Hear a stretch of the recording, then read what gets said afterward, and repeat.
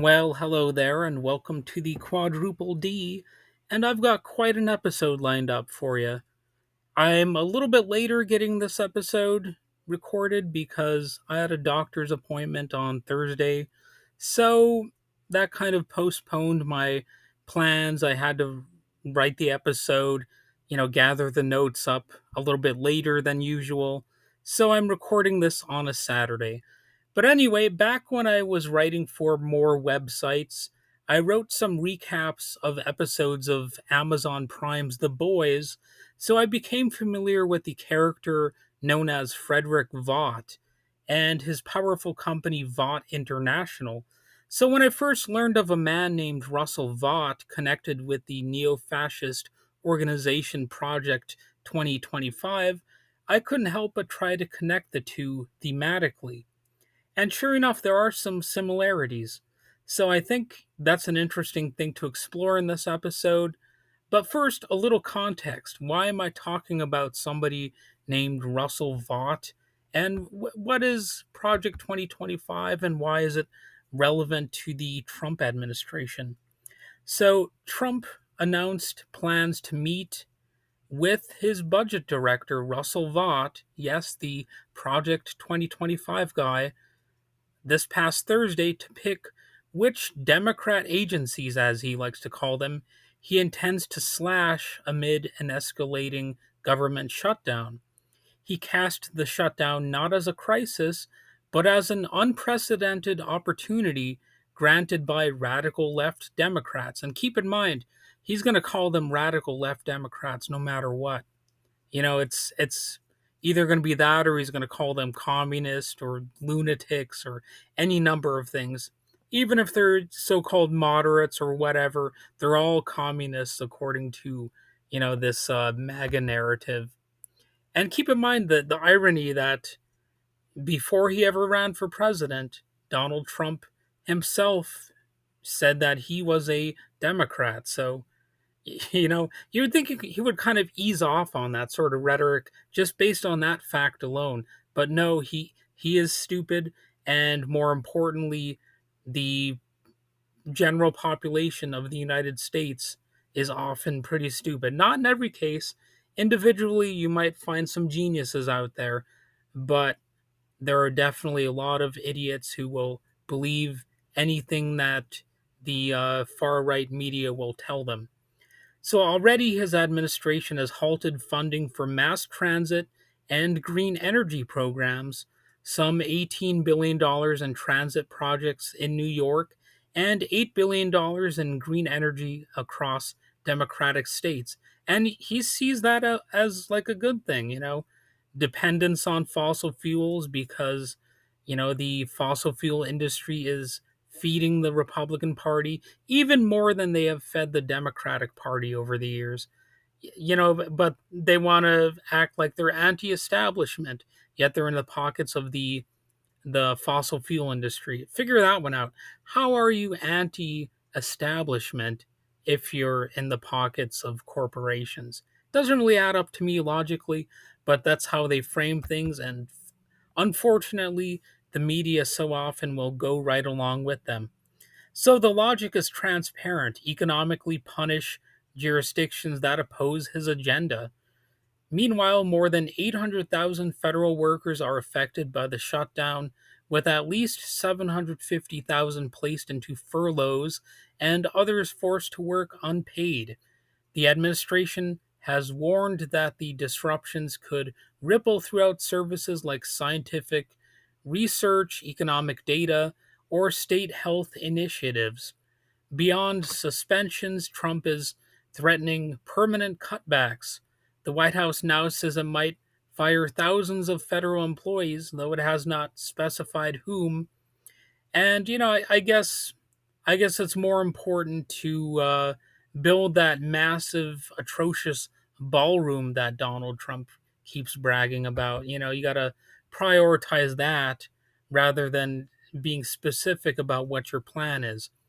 And in a way, that kind of brings me to Project 2025 because Donald Trump was keeping that sort of hidden. It was hush hush. he was denying his knowledge of even what Project 2025 was. Now, that's really one of the first rats to be smelled with the far right, is that they have to really just hide their agenda a lot of the time. They have to downplay what they really want and what they really think. And that's usually a bad sign.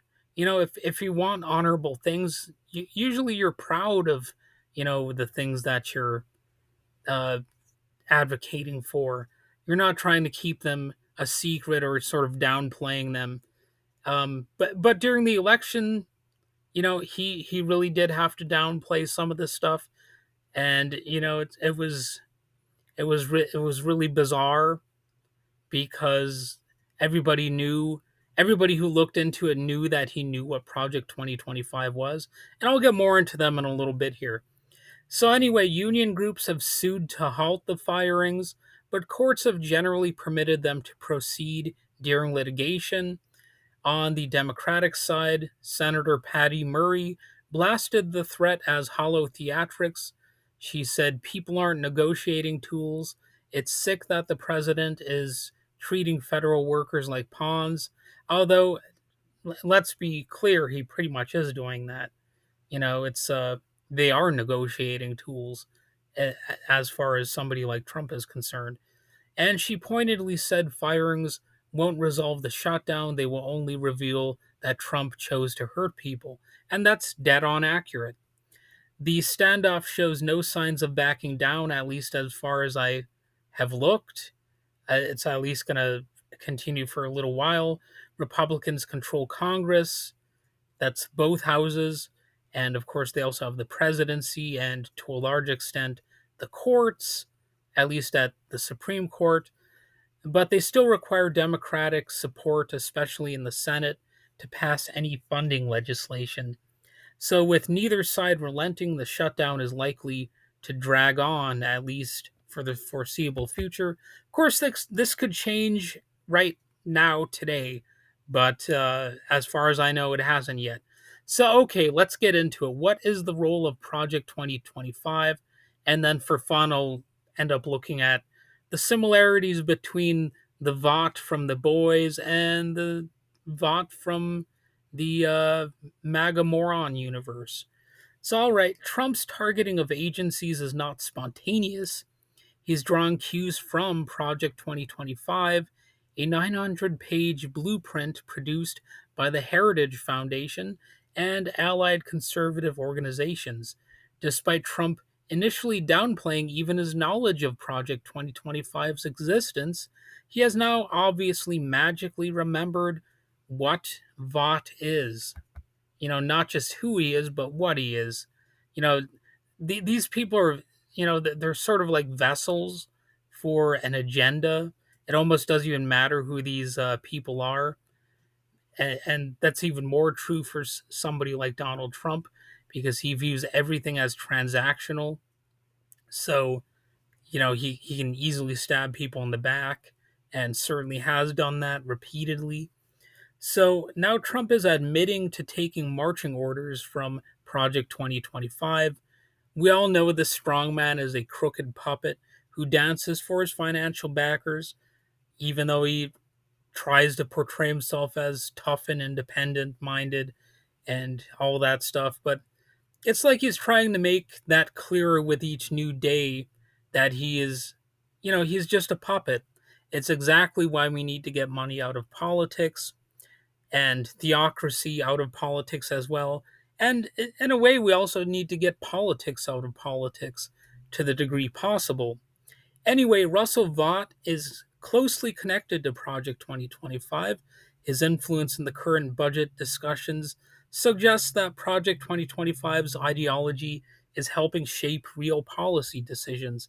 And that's freaky, because this is an organization that was so unpopular during the election that, keep in mind, like I said, Trump had to downplay even his knowledge of the organization itself.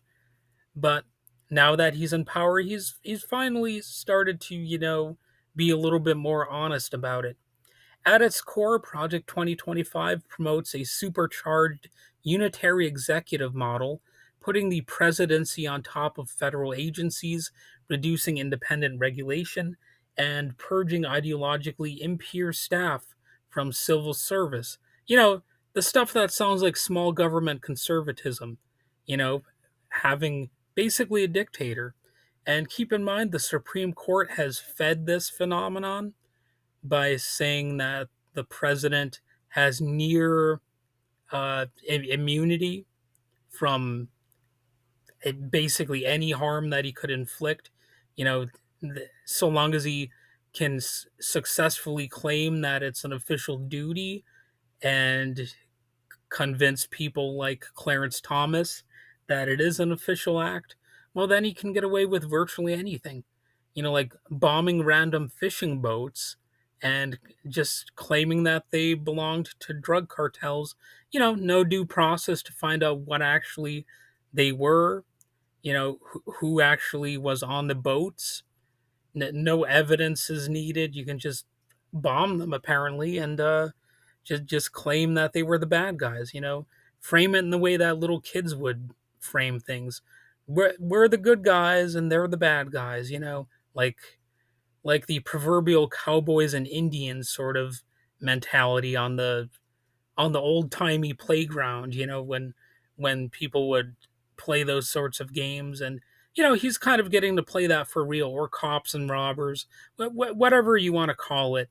You know, just the point is, we're the good guys. We can do whatever we want. And if you don't like what we're doing, then you're a bad guy. And, you know, that's supposed to be like an intelligent way of looking at the world.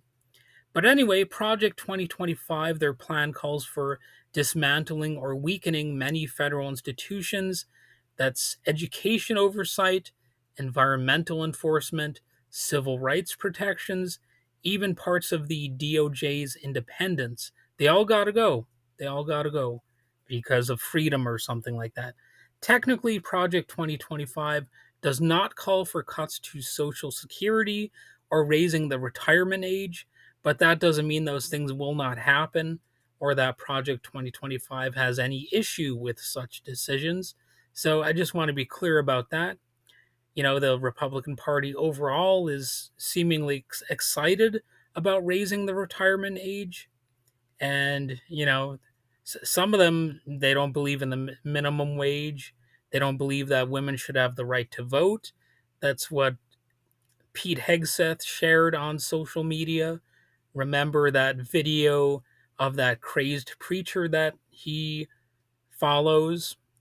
That preacher was saying that, you know, women, they're just people that make people. You know, that's their role, is to create children. And yeah, there was somebody in that same video who said that, you know, women, you know, the household should just have the vote. And of course, these people believe man is the head of the household. And if you ask JD Vance, if you're a single woman who hasn't had kids, you have no value. You know, that's the message that they're constantly trying to cram down people's throats. And Charlie Kirk, even though I'm not supposed to talk about what he actually believed, he actually mocked Taylor Swift for being so old that she might not actually be able to have children anymore. So that's really the only way in which they value women. They see them as just, you know, sources of reproducing right wing children, especially white right wing children. So, the Project 2025 does encourage broad deregulation and handing theocratic states more autonomy over education. So that's not really deregulation. They want to be able to regulate people's private lives and, you know, basically tell you what you can think, what sort of religion you must follow. You know, you have to be a Christian and also have their very narrow interpretation of Christianity. So yeah, these people are highly dangerous and delusional and strange. And they also believe in ending Title I federal funding, eliminating school meals, and reassigning funds through vouchers. So, I mean, think about that. Like, they think school meals are even too much. Like having free food at schools. That's like communism or something. But somehow being able to just throw somebody in a gulag because you don't like them, that's not authoritarian. Just being able to beat, shoot, bomb, or imprison anyone you want, that's somehow not authoritarian. I mean, just today I was looking at the news, and Trump said that people who burn American flags, now they're guaranteed a year in prison, and he's saying that the military is going to be the ones who are implementing that ruling. And it's not the courts that are deciding that, because the Supreme Court actually decided back in the 1980s that, hey, flag burning is allowed. It is protected speech, and you might not like that it's protected. You might not like people who burn flags, but they have the legal right to do so because that is part of the First Amendment. But Donald Trump's just like, no, I'm not going to follow the rules. I'm going to make shit up as I go along, and that's that's just the way the cookie crumbles if you end up in prison just based on a whim from the dictator, the orange faced fucking doofus, in the Oval Office. And Project 2025 seeks to redefine basic sexual health education as pornography and then make pornography illegal.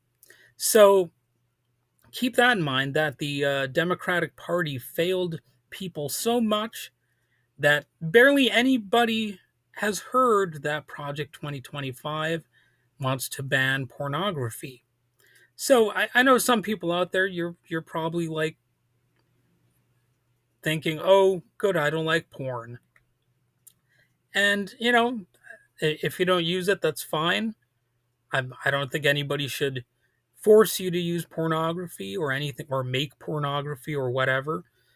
But it is protected under the First Amendment. Um, So that's yet another thing that Project 2025, these constitutional experts, like these right wingers, always talk about. Oh, we have to protect the Constitution, the freedom and liberty, and all that kind of crap that they talk about. Yet they don't believe a single word of it, because they want to ban free expression in general, unless you're praising the orange doofus now or something like that. He's actually above Jesus as the person that they're supposed to praise at this point, because he's, I mean, speaking of pornography, he raw dogged porn stars.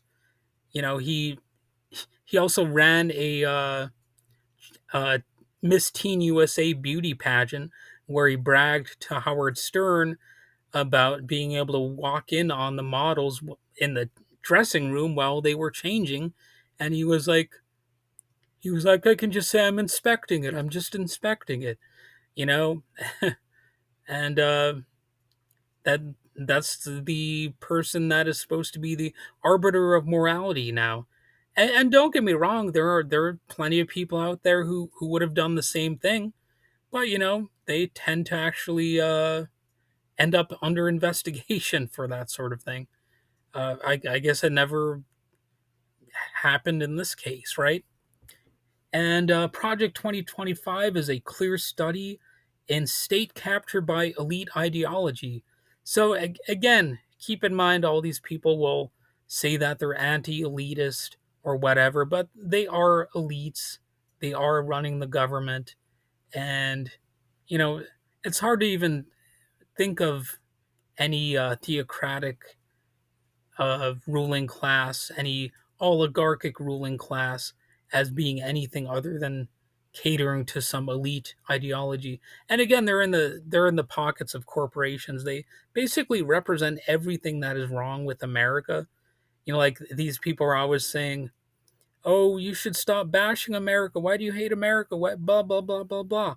But at the end of the day, it's people like this who take away everything that is good about America. So, like, That's one of the ultimate ironies here is like they're like don't bash America. Yet they're the ones who give the most obvious and powerful reasons to bash America, you know. But anyway, it is not a neutral technocratic plan, but a strategy to consolidate executive authority, disempower civic oversight, and remove institutional checks on power. Under this plan, which again is currently in effect, public institutions become hollow shells, tools for enforcement or propaganda rather than sites of common self management or public accountability. So, Russell Vought, Trump's former OMB director and a key architect of Project 2025, well, he is basically trying to make or remake the federal government into a machine that answers directly to the president and purges dissent, as politics revolve around concentrated executive power, ideological loyalty, and the destruction of agencies he sees as liberal strongholds. And okay, Frederick Vought in The Boys is the fictional corporate patriarch whose company, Vought International, engineers superheroes as both propaganda tools and profit generators. He symbolizes the fusion of capitalism, authoritarianism, and image control, manufacturing loyalty and crushing opposition through spectacle and force. So, why does that sound familiar? Why does that sound similar to the other Vought? While the connection is obvious, both embody institutional capture.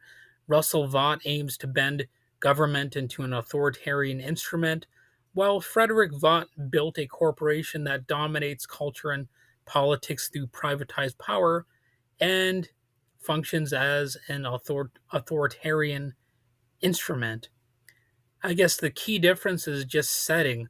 One operates in the messy bureaucracy of Washington, the other in a comic book dystopia where superheroes exist as commodities. So neither is truly public serving, each turns large structures, either state or corporate, into weapons of elite control. The joke, of course, is that reality is increasingly hard to distinguish from satire. Russell Vaught's blueprint for dismantling public accountability could easily fit into the world of The Boys. So, yeah, I mean that's where we're at right now. So, what are the stakes and broader implications? I've gone into plenty of that already, but the shutdown is not just gridlock, it's a political weaponization of governance. By freezing funds to states that resist, purging civil service, and threatening mass layoffs, Trump is turning the federal workforce into an extension of his partisan agenda. Meanwhile, the economic impact is severe. Analysts estimate a weekly GDP loss in the ballpark of $15 billion, with further damage through lost wages, broken contracts, and slowed consumer demand. Already, surveillance and reporting functions are stalling, and agencies like NIH or the CDC may see major furloughs disrupting health research and public safety, things that these people don't necessarily believe in the first place. The types who support Project 2025. So the federal apparatus is being used to redistribute pain downward to working people and to the defensive state apparatus while consolidating control upward. The shutdown illustrates how, even under so called democratic institutions, power can be wielded by elites who bypass consent and lean on coercion to have their way. So, all right, on to the second part of this episode, which I call the peripheral poophead of the week. And this time we're looking at Mike Pence. He's the vice president or former vice president who cast the tie-breaking vote to confirm Russell Vought for the OMB role. So that's why he's significant to this episode. He kind of directly ties into Russell Vought as a political entity or whatever you want to call it. That's right. I dehumanized him. I called him an it.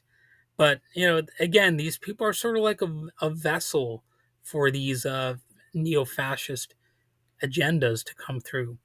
So I won't get into Mike Pence's life story that much. We know he became Trump's VP, which ended badly with Trump basically being fine with his own vice president being threatened for not illegally handing Trump the 2020 election.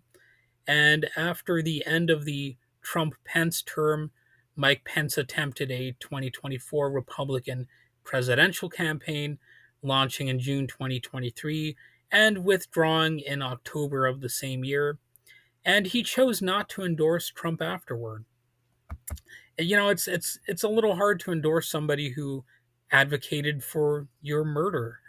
you know, in May 2025, the JFK Library awarded Pence its Profile and Courage Award, citing his January 6th decision to certify the election despite intense pressure. Now, I've got some mixed feelings about that because was it, I mean, it was courageous in a sense, but you almost shouldn't reward people that much for what they're supposed to do anyway. I mean, I guess in the context it makes sense, but it's also a little bit embarrassing. And one additional note, in January 2023, Pence was found in possession of classified documents at his home in Indiana, some of which dated from his time in office. He consented to an FBI search. In June 2023, the Department of Justice declined to bring charges. So he's yet another one of these people who somehow got classified documents in their possession. So I think a more interesting question, though, is how do we stop people like Mike Pence from ever gaining ground? So the first step is undermining the religious political bloc. Pence's career is rooted in fusing evangelical Christianity with political conservatism. His policies in Indiana and Washington gave organized religion leverage over the law, especially around abortion and LGBT rights. So, movements can act as a counterpoint to that. They can challenge this by building strong secular, interfaith, and LGBT affirming networks that resist laws imposing one religion's moral code on all. Direct action campaigns exposing the harm caused by so called religious freedom laws, such as clinics closed, people denied health care, or LGBT youth facing discrimination, can erode their legitimacy. So basically, just, tell it like it is, be factual about their agenda. Okay, and the second method or the second aspect of this question is exposing corporate state collaboration. Though Pence publicly preached small government, his governorship cut corporate taxes, funneled public funds into private schools, and used state power to subsidize businesses. These are not free market moves, but state intervention for the wealthy. So keep that in mind. So, movements can reveal this hypocrisy and organize worker community alliances against privatization, against corporate tax giveaways, and all that sort of stuff. So, you should also have mutual aid, grassroots education projects that directly replace some of the community supports gutted by privatization. Build those back up freely and naturally. And okay, plot point number 3, reproductive autonomy beyond courts. So Pence's abortion bans, even requiring burial or cremation of miscarried fetuses, show how the state tries to regulate bodies and impose patriarchal control. So courts sometimes overturn these laws, but movements cannot rely solely on the wisdom or the incorruptibility of judges. So expand underground reproductive networks, abortion funds, medication distribution, support collectives, so people retain autonomy regardless of shifting legal restrictions. Community defense against harassment at clinics also builds resilience. Okay, point number four, challenging law and order myths. So, as vice president, Pence framed obedience to authority as a civic virtue, especially around policing, prisons, and military power. His January 6th courage narrative reinforces the idea that legitimacy lies in defending the Constitution and government institutions, but that's not really the the source of an orderly society. You need to expose state violence, that is, police killings, immigrant detention, endless wars, and so on and so forth, just violence against the working class. And by building popular assemblies and non hierarchical structures that demonstrate how people can organize life without necessarily even relying on state enforcement, that's really where the people power lies. Now, I know some people are going to say that's too radical, but you know what? People are going to be forced into that scenario possibly anyway. So people might not have much of a choice but to create more organic alternatives to state enforcement or even to the US Constitution itself, because that's just a document. It only has power if people believe in that. So, okay, point number five, direct action against electoral spectacles. Pence's entire career shows how politicians channel outrage into electoral theater. These dumb moral values campaigns, culture wars, and loyalty to party lines. His break with Trump over January 6th was framed as bravery, but it was ultimately a defense of the very system that both men spent years fortifying. Only, obviously, Trump was more of a believer in a pure dictatorship. So we need to break dependency on electoral politics by refusing to treat elections as the main battleground. I'm not saying, have no future elections or anything, but instead focus energy on workplace organizing, community defense, land defense, and decentralized mutual aid networks where real power lies outside the ballot box. And what about building durable alternatives? My sixth little bullet point here. So Pence's policies widened inequality and entrenched state authority. Countering figures like him means not just resisting, but actually constructing alternatives, which I've talked about a little bit already. But how about worker cooperatives that challenge corporate dominance? Community schools and free childcare that weaken state leverage through privatized education, housing collectives and squatting movements that erode landlord and developer power. So Pence's career is a template for state conservatism, religion plus market orthodoxy plus repression, and you know a counter strategy should treat him not as an outlier but as a reminder that the state always bends toward control. The answer isn't better politicians or profiles in courage, but grassroots self defense, mutual aid, and building counter institutions that outlast the Pences of the world. So you're not going to hear that too much from like other political commentators these days, even lefties on YouTube or whatever. But I'm presenting these ideas right here, and hopefully people out there understand what I mean. So, all right, at this point, I've got a third segment, the fetid fever dream flashback of the week, which oddly enough is about Kamala Harris, because I don't solely want to poke fun at Republicans. So Pence and Trump lost their bid for re-election in the 2020 presidential election to Joe Biden and Kamala Harris.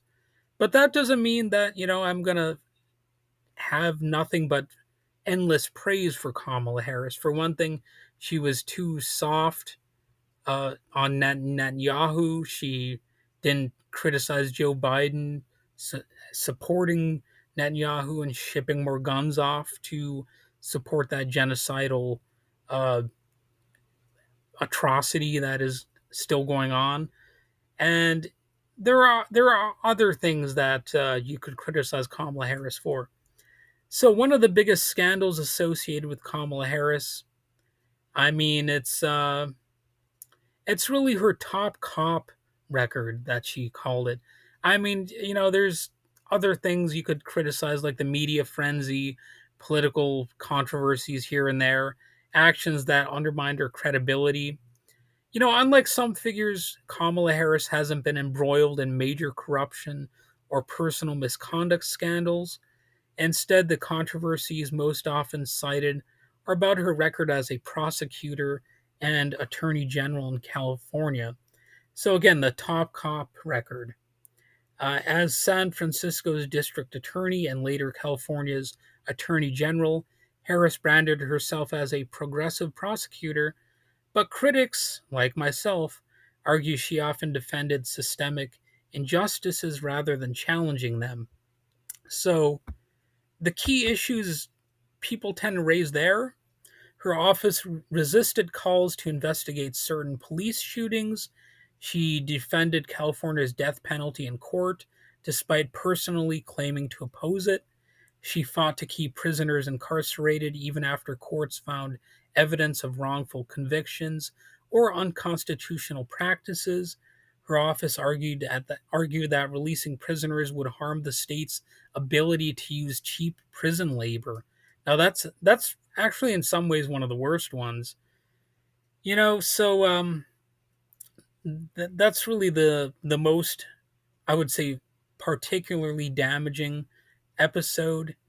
In 2014 to 2015, lawyers from Harris's office argued that California couldn't release nonviolent prisoners early because it would reduce the available prison labor force used for things like firefighting.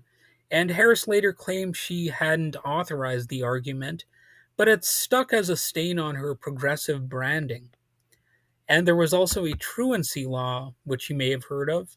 Harris pushed for laws that criminalized parents of truant children, which led to fines and, in some cases, jail time. And it targeted poor working class families rather than addressing root causes of absenteeism. And, you know, I wouldn't fixate on Harris as a uniquely corrupt individual, but on how her trajectory shows the nature of the state itself. The role of the prosecutor is almost paramount. The top cop is inherently about preserving state power, enforcing laws that protect property, and punishing marginalized communities. Harris's record, whether defending death row or keeping prisoners locked up, illustrates that even self-styled progressive prosecutors ultimately serve what is called the carceral system. And of course, prison labor as exploitation is another topic here. The prison labor controversy highlights how incarceration in the US is tied to capitalism. The state uses prisoners as a reserve labor force, coercively extracting labor under the guise of rehabilitation. So, Harris's defense of this as not a personal failure, or it's not a personal failure alone, but an example of how the justice system is built to maintain hierarchies of race, class, and labor. So, of course, there is also an element of criminalizing poverty. Policies like the truancy law reveal how the state punishes working class and poor families instead of addressing systemic issues like underfunded schools, lack of childcare, poverty, etc. So, this is typical of a system that criminalizes survival while shielding wealth and privilege. And and also, this is one that's going to hurt a little bit, but it really exposes the illusion of so called progressive politics.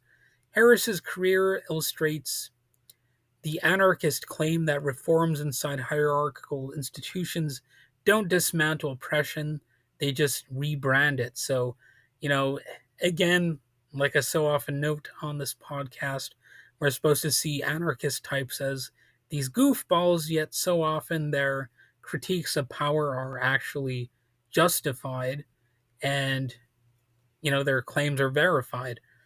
Whether Republican or Democrat, prosecutor or politician, the machinery of the state continues to operate on coercion, control, and punishment. So, again, the biggest scandal tied to Harris is her record as California's top cop, particularly her office's defense of prison labor and refusal to challenge systemic injustices in any truly meaningful manner. So it isn't surprising or exceptional. It's evidence that the system itself is designed to exploit, punish, and control, and that even politicians branded as progressive end up serving that machinery. So, all right, that about does it for this episode. Another joy filled episode, I'm sure. But I'm sure I'll be back next week for more of this thrilling adventure that we're on. Anyway, have a good one.